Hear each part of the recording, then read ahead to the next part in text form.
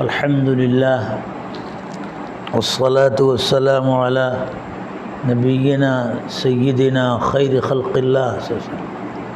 وعلی آلہ واصحابہ ومن والاہ، اما بعد۔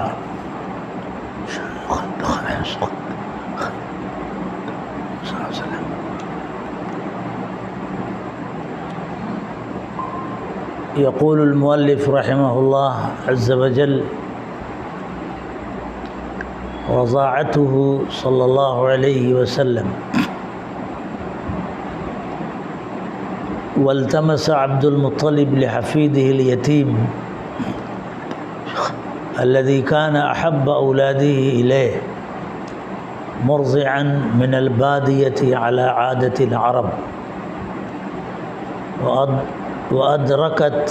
حليمة السعدية هذه السعادة،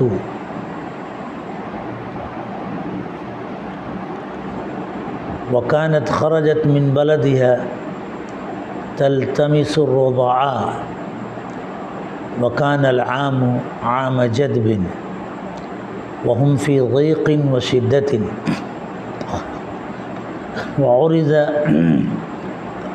رسول اللہ صلی اللہ علیہ وعلى آلہ وصحبہ وسلم على جميع المراضع فزهدن فيه، وذلك لأنهن كن يرجون المعروف من أبي الصبي، فقلن يتيم وما عسى أن تصنع أمه وجده۔ آج جو یہ حصہ سیرت مبارکہ کا ہم آپ پڑھنے جا رہے ہیں، یہ واقعہ سیدنا رحمت دو عالم صلی اللہ تعالی علیہ وآلہ وسلم کے حیات مبارکہ طیبہ کہ ایام رضاعت کے واقعے کی تفصیل سے متعلق ہے۔ پہلے کے حصے میں ہم نے آپ نے پڑھ لیا ہے کہ جب حضرت نبینا سیدنا صلی اللہ تعالی علیہ وسلم کی ولادت باسعادت ہوئی تو حضرت کے دادا جان جد مبارک حضرت عبد المطلب آپ کو لے کر کعبہ شریف میں داخل ہوئے اور اللہ سبحانہ تعالیٰ سے دعا کرتے رہے، اللہ کا حمد بیان کرتے رہے، اور نامی آپ کا مبارک نام تجویز فرمایا، سیدنا محمد صلی اللہ علیہ وسلم۔ گزشتہ سبق میں ہم نے اپنے حضرت سیدنا نبی پاک صلی اللہ علیہ وسلم کے والدین مکرمین کا تذکرہ سنا تھا، اور اس میں حضرت عبداللہ کے متعلق بات آئی تھی کہ حضرت عبداللہ حضرت عبد المطلب کے سب سے محبوب اور چہیتے فرزند تھے۔ اصحاب سیر نے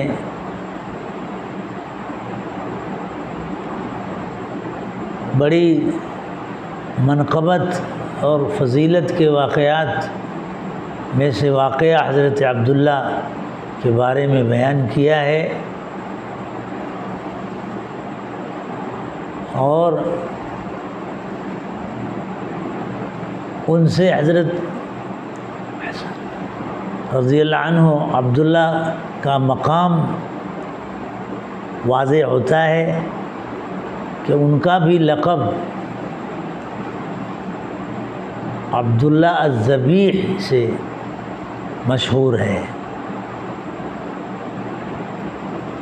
اور ان کی بڑی کرامت ہے۔ واقعے کا خلاصہ یہ ہے کہ قبیلہ جرہم جو بیت اللہ شریف کے، کعبۃ اللہ شریف کے اور مکے کے اندر آباد تھا، لیکن اس کے ناانصافی کے بنا پر ایک وقت آیا کہ اس کو شکست کھا کر وہ مکہ چھوڑنا پڑا۔ جب وہ لوگ وہاں سے مکے کو چھوڑ کر جانے لگے تو زمزم مبارک کے کنویں کو انہوں نے مسمار کر دیا تھا، اس کو بند کر دیا تھا، اور یہ انہوں نے دشمنی کا بدلہ لینے کے لیے کیا تھا، ان لوگوں کے خلاف جنہوں نے ان سے جنگ کیا ان کو بھگایا۔ تو بیت اللہ زمزم شریف کا کنواں اسی طرح غیر معروف دبا رہا، ایک عرصے تک پتہ نہیں چل پاتا تھا کہ حضرت شیبۃ الحمد عبد المطلب کا زمانہ آیا تو حضرت عبد المطلب کو خواب میں زمزم شریف کے کنویں کی جگہ دکھائی گئی۔ یہ ان کی مقبولیت کی بات ہے۔ تو آپ نے اس کنویں کو کھودنے کی کوشش کی تو قریش کے لوگوں نے روک دیا۔ اس وقت حضرت عبد المطلب کا کوئی ایسا فرزند نہیں تھا سوائے حارث کے جو ان کی اس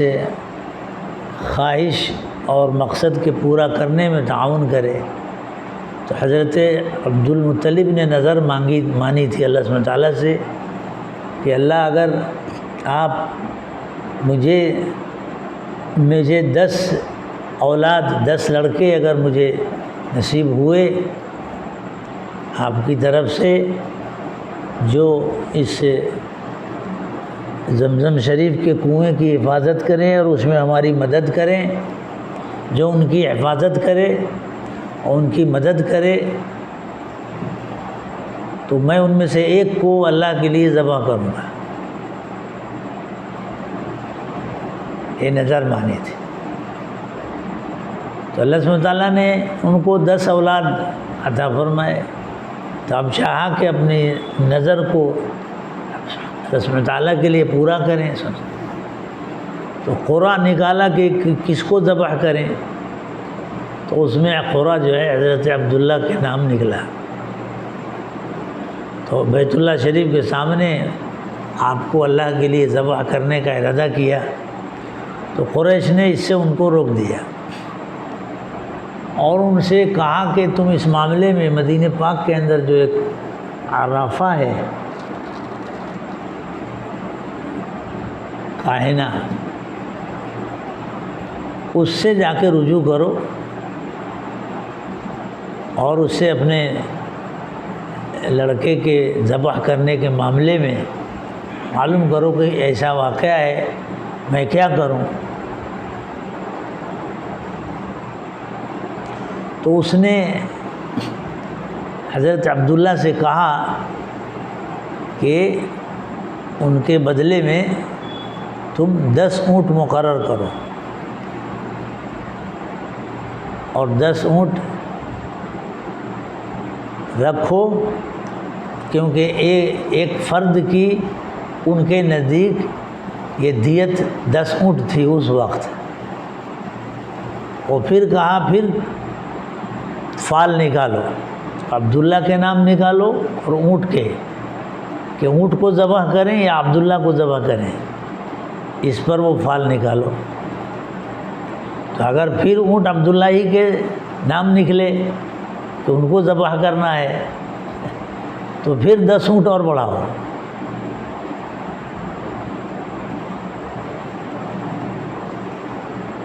اور اگر اونٹ کے اوپر قرآن نکل آئے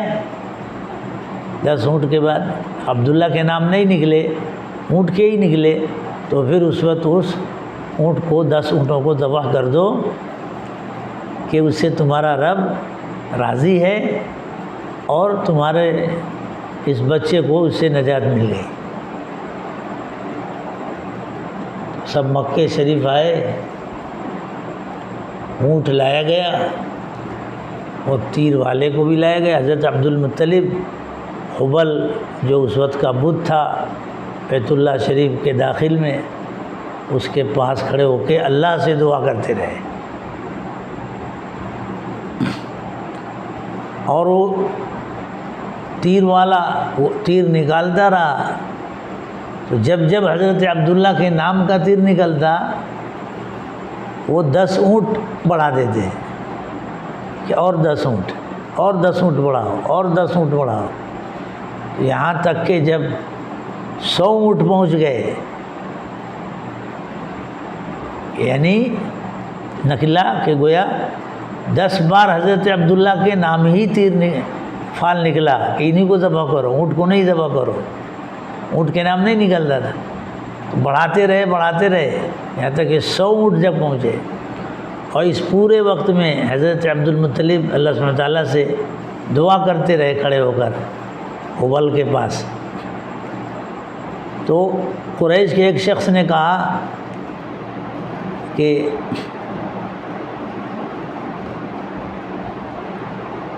یہاں تک کہ جب 100 اونٹ پہنچ گئے تو اب جو وہ نکالا گیا فال نکالا گیا تو اب وہ اونٹ کے اوپر نکلے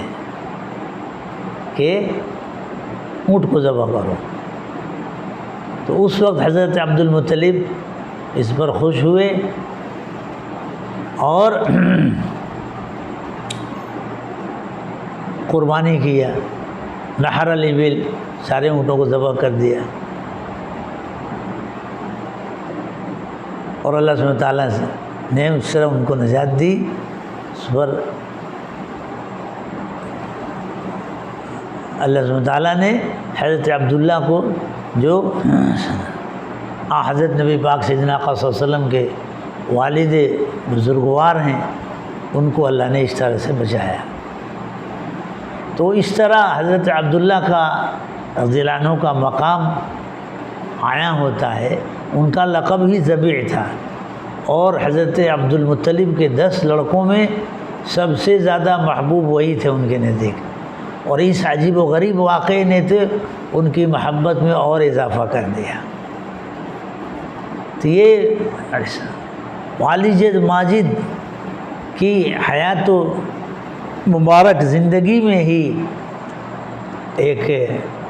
یہ فدائیت کا، اللہ کے لیے قربانی کا اور اللہ کے لیے ذبح ہو جانے کا ملتا جلتا نمونہ حضرت اسماعیل ذبیح اللہ کی طرح مشابہ. یہ ایک جیسے ان کا لقب ذبیح اللہ تھا تو ان کا لقب بھی ذبیح رکھا گیا. یہ اگر ان دل علی شیء فانما يدل على عظمت شأن عبد اللہ المبارک وعلوه وفضله وکرمه. اس پر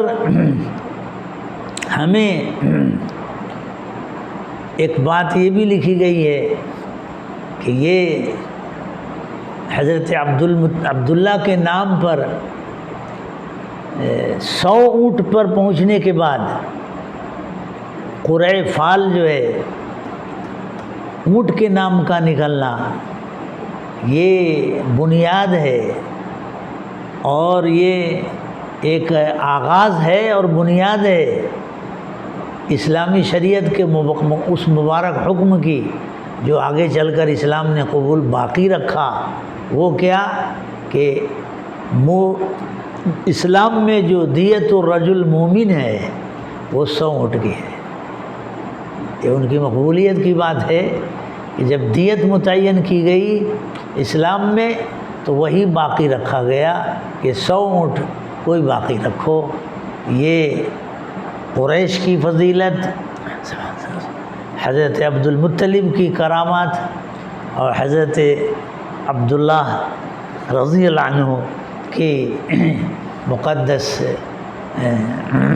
ذات کا فضل و کمال آیا ہے۔ تو یہ ارباب سیر نے اس واقعے کو خاص اہتمام سے لکھا ہے، اور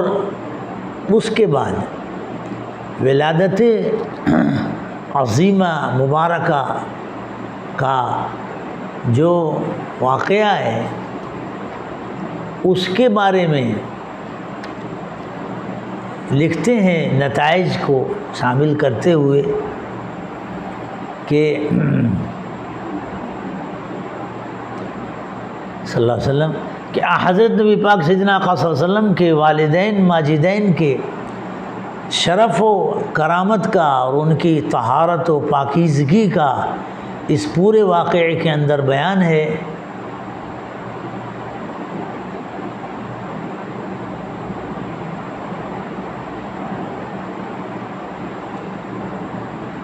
جس کا تقاضا ہے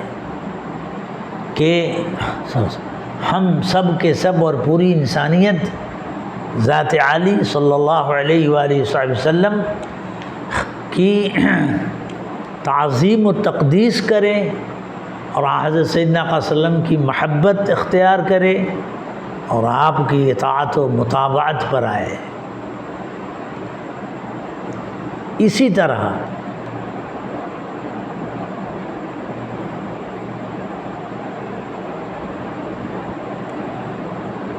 دس نشانیاں یہاں پہ نقل کی گئی ہیں حضرت سیدنا آقا صلی اللہ علیہ وسلم کی ولادت باسعادت جس کے عظیم شان میں ہوئی ہے، ان ساری نشانیوں پر سے نبوت کا اعلان اور آپ کی شان اقدس کے دوبالا ہونے کا اعلان، اور اسی میں اس بات کی خبر ہے کہ آئندہ سیدنا آقا صلی اللہ علیہ وسلم کا کیا اونچا اور اعلیٰ مقام عالمین میں ہونے والا ہے، وہ سب آیا ہوتا ہے۔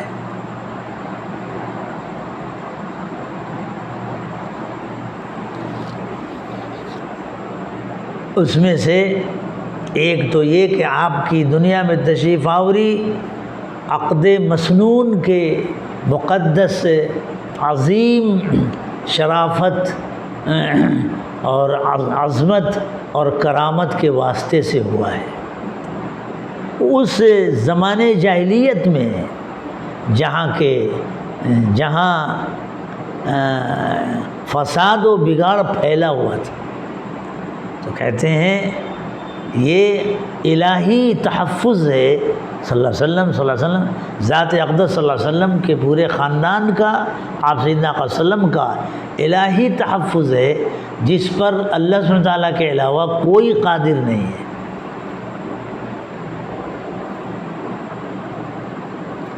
دوسری خصوصیت یہ تھی کہ سیدنا مولا آقا صلی اللہ علیہ وسلم کی حضرت والدہ سیدہ آمنہ رضی اللہ عنہا جب شکم مقدس میں آپ تشریف فرما تھے آپ صلی اللہ علیہ وسلم، تو حضرت والدہ ماجدہ نے وہ کمزوری، ضعف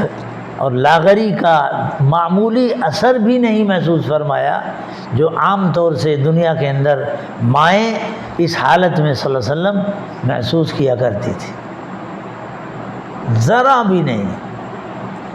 لکھتے ہیں کہ یہ بھی آپ سیدنا آقا صلی اللہ علیہ وسلم کی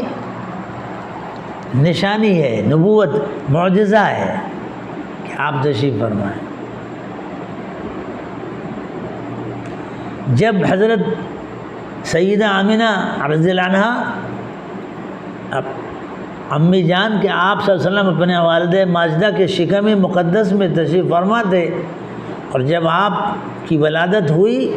تو حضرت آمنہ رضی اللہ عنہا نے ایک ایسا نور دیکھا، ملاحظہ کیا، جو ان کے شکم اقدس سے نکلا اور اس نے شام کے سارے محلات کو روشن کر دیا۔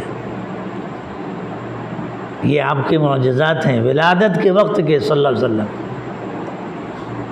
تو اسی کے متعلق فقط سئل صلی اللہ علیہ وسلم عن نفسی، آپ سیدنا آقا صلی اللہ علیہ وسلم سے آپ کی ذات اقدس کے بارے میں خود سوال کیا گیا، تو آپ نے جو باتیں ارشاد فرمائی اس میں یہ بات بھی ہے۔ آپ نے فرمایا میں اپنے والد ابراہیم کی دعوت دعا کا کرشمہ ہوں، اور حضرت عیسیٰ کی بشارت کا مصداق ہوں، بشارت ہوں، عین بشارت ہوں، اور میری والدہ ماجدہ نے جب میں شکم میں تھا تو انہوں نے دیکھا کہ ان کے شکم اقدس سے ایک ایسا نور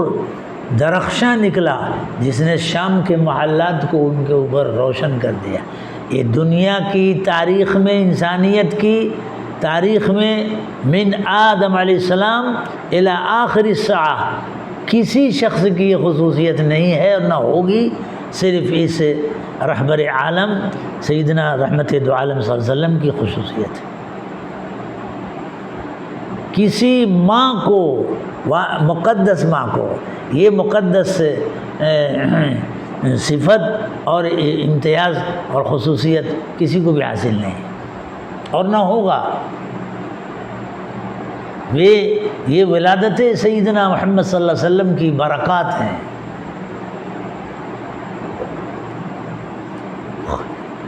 اور ایک اس میں یہ بھی لکھا گیا ہے کہ آپ کی جب ولادت باسعادت ہوئی تو حضرت آمنہ فرماتی ہیں کہ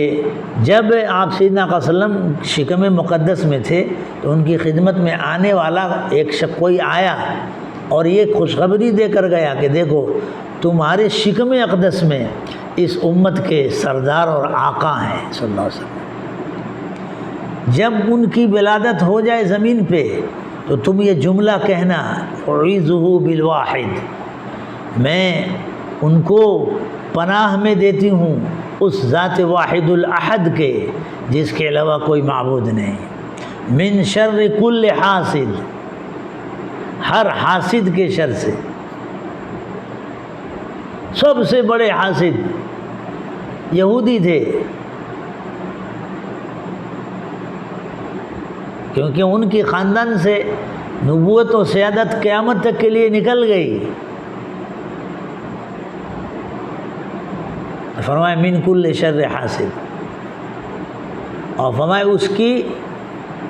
نشانی یہ ہوگی کہ ان کے ساتھ ایک ایسا نور نکلے گا جو زمین، جو ارض شام کے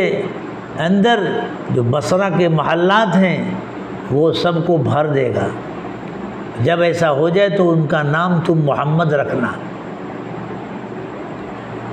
کیونکہ تورات میں ان کا نام احمد ہے۔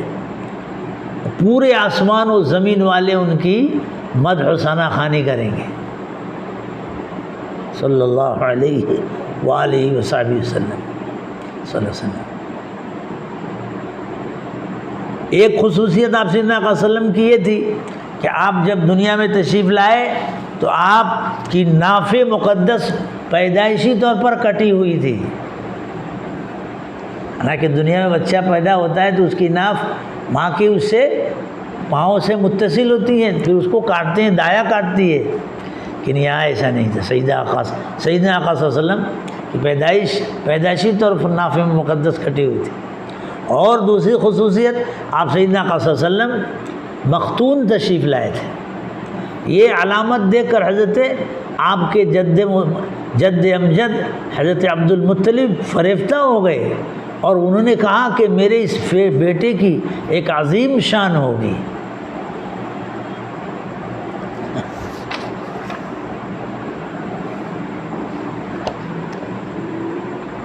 اور وہ بھی ہے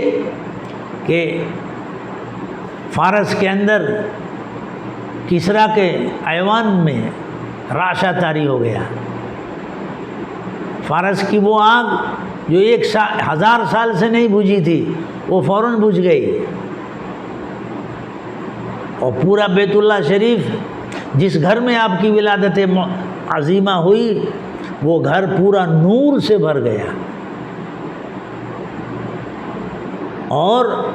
وہ ایسے ستارے دیکھے گئے کہ جو ستارے آپ سیدنا آقا صلی اللہ علیہ وسلم سے قریب ہو رہے تھے صلی اللہ علیہ وسلم، ایسا لگتا تھا کہ وہ ستارے آپ پر گر جائیں گے. یہ پورا منظر آپ کی والدہ عظیمہ علیہ رضی اللہ عنہا نے اور جو دایا تھی ان کے ساتھ انہوں نے دیکھا اور اس کے متعلق گفتگو کی، چرچا کیا کہ آج ایسا ہوا. لکھتے ہیں علامہ ابو بکر الجزائری رحمۃ اللہ علیہ کہ وَهُوَ حَقٌّ لَا بَاطِلٌ وَصِدْقٌ لَا كِذْبٌ، یہ سچا اور حق واقعہ ہے جس میں باطل کا گزر نہیں، اور ایسا سچا واقعہ ہے جس میں جھوٹ کا شائبہ نہیں. ہمارا اس پر یقین ہے اور ایمان ہے. اور یہ 10 نشانیاں ولادت مقدسہ صلی اللہ علیہ وسلم کے ساتھ شانہ بشانہ ظاہر ہوئی ہیں. ان سب میں ہے کہ یہ اعلان نبوت ہے، علو شان کی خبر ہے، اور آئندہ کیا مقام ہوگا آپ سیدنا آقا صلی اللہ علیہ وسلم کا، اس کی اس میں کھلی خوشخبری ہے.